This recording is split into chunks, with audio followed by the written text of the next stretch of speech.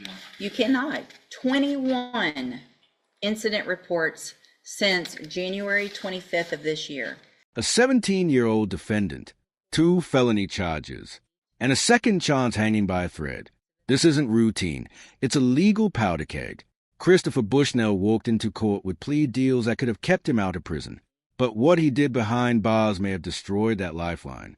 21 separate incident reports, fighting, bullying, repeated misconduct, all while the judge monitored his behavior. Today, you'll watch a judge reject plea agreements in real time and issue a warning that could put this teenager at risk of decades behind bars. Pay attention. What unfolds in this courtroom could define the rest of his life. So, Mr. Bushnell, you were previously in court, entered pleas of guilty to the third-degree felony offense of evading arrest or detention with the use of a vehicle, and the second-degree felony offense of engaging in organized criminal activity. Those were for agreements of a 10-year probation deferred in each of those cases. I have received the pre-sentence report. Has everyone had an opportunity to review that report? Yes, Your Honor. Are there any additions or corrections to the report? Just that it may indicate that he doesn't take full responsibility, but after speaking with him, he does take full responsibility for his actions and involvement in both cases.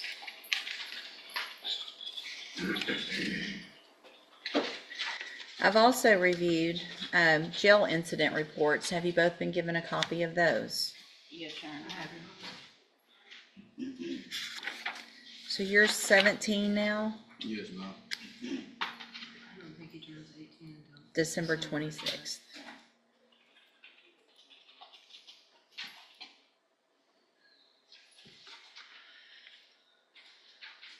And Judge, if we need to go back and renegotiate an offer, obviously he's not even out of custody yet, and this is how he's acting. Well, and Your Honor, obviously due to his age, I want him to have the opportunity to get his life together, obviously not going into adulthood with felony convictions. I have preached to him the importance of following the rules and not... And you can't do it, can you? Then the number drops, 21 incident reports. To put that in perspective, in most county jails, 2 or 3 serious write-ups can damage a defendant's credibility. 21? That's a pattern. And these weren't minor rule slips. They involved fighting, theft, intimidation, behavior that signals defiance, not rehabilitation. The judge's reasoning is straightforward. If you can't follow rules in a controlled jail environment, how can the court trust you on probation in the real world? This is the moment the tide turns. Okay. You cannot. 21 incident reports since January 25th of this year. 21. Fighting, calling officers names, stealing food, instigating fights, being a bully to other people in the dorm. Ridiculous. So if you can't follow rules in the jail, what makes you think you're going to come in here and I'm going to say, sure, go be on probation out in our community? After y'all shotgun, I mean, this is serious. I'm tired of the shootings. I'm tired of people. You could have killed somebody. And because you accidentally didn't kill somebody, you get to get a probation. Not today. If I could send you to ISF, I would consider it. I can't. At this point, I'm going to reject the plea agreements. We will set the cases. What happens next is legally critical. The judge rejects the plea deals outright. That wipes away any guaranteed leniency. A deferred probation offer on a second-degree felony is a rare opportunity, completed successfully, and you avoid a permanent conviction. But that opportunity is gone. Now the case heads toward trial, where a jury could impose up to 20 years. This isn't cruelty. It's a message. The court will not reward ongoing misconduct. And with every disciplinary report, the defense loses leverage. For a review in about 30 days. Let's see where we are, go over his options, y'all talk. If I can always do, upfront time, but we've got to get to a certain point where that would make sense. And so at this time, I'm just going to reset the cases. Again, I'm rejecting these plea agreements. And let me tell you, you get more of these, it's only going to get worse. I'm going to see them. A jury's probably going to see them if you, not probably, a jury will see them if you go to trial. And you're going to end up in prison for up to 20 years because you can't follow the rules in our jail and you're acting like a little punk.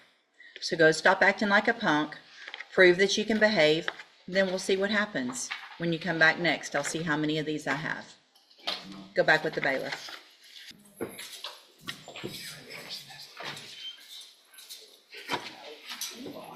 All right, you're Christopher Bushnell? And so Mr. Bushnell has two cases, an evading arrest or detention with a motor vehicle and engaging in organized criminal activity, and cause numbers 25-0112 and 0113. There was previously an agreement motion, and a plea agreement for 10-year deferred probation. We were here because of the issues in the jail. I rejected that because if I were going to go along with that, I was going to order the ISF. And so we're back here.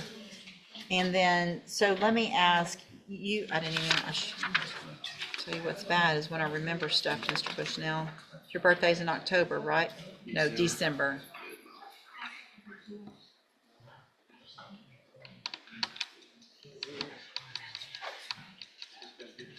So, so we're getting close, but here's the problem, Mr. Bushnell. So you were here May 6th, right? And I didn't accept these plea agreements, and I got pretty upset with you because of what had been going on in jail, right? And what did I tell you?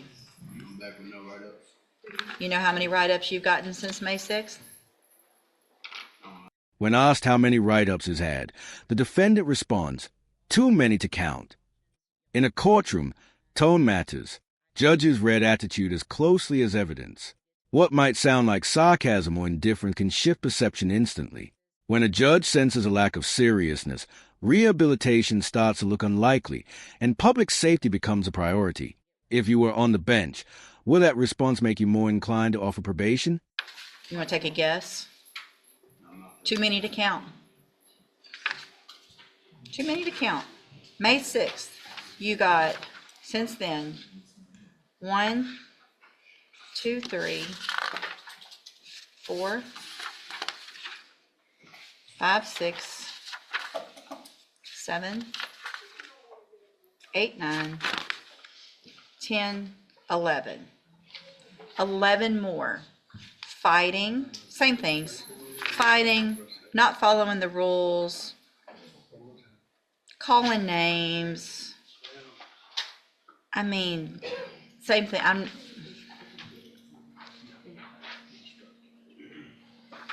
You don't like following rules, do you? I do. You do? What part of calling a correctional officer the names that you've been calling is appropriate? It's not. So why would you keep doing it after I told you? I told you, go just be good for a month. 1 month, be good, follow the rules. And it's one thing if you've got another inmate running up on you fighting and that was your excuse, but it's not. I'm not accepting any plea agreements. If the jury wants to see all this and give you probation after that, that's going to be up to them. I'm not doing it. Go back with the bailiff. We'll set your case for, well, let me do this. Ms. Holmes has been appointed as your attorney, and she's one of the attorneys who handles a lot of cases for me as a court-appointed attorney. There's another layer here that often goes unnoticed. The defense attorney's position. Lawyers negotiate aggressively for second chances, but they rely on client cooperation. When misconduct keeps stacking up, it doesn't just weaken the case, it strains the entire defense strategy. You can hear it in the judge's tone. This hearing isn't just about statutes anymore. It's about accountability, respect, and whether the defendant is willing to help himself. Clip 6. Here's the bottom line. Christopher Bushnell entered court with serious felony charges and a deal that could have spared him a lasting conviction. But repeated misconduct, fights, verbal abuse, rule violations, convinced the judge that probation wasn't appropriate. Now, the case moved toward trial, where a jury could impose up to 20 years in prison. This is a stark reminder. Courtroom leniency can disappear the moment a pattern of defiance emerges. What's your take? Was the judge right to shut the door on probation? Or should a 17-year-old still get that second chance? Let us know below, and stay tuned for more in-depth courtroom breakdowns. What I can do is release her and appoint a new attorney who can begin preparation for trial. Do you want me to do that? Or do you want to keep Ms. Holmes? All right, Ms. Holmes, get ready for trial. And let me tell you what you're doing. You're making her job hard. She's trying to help you. I wanted to try to help you.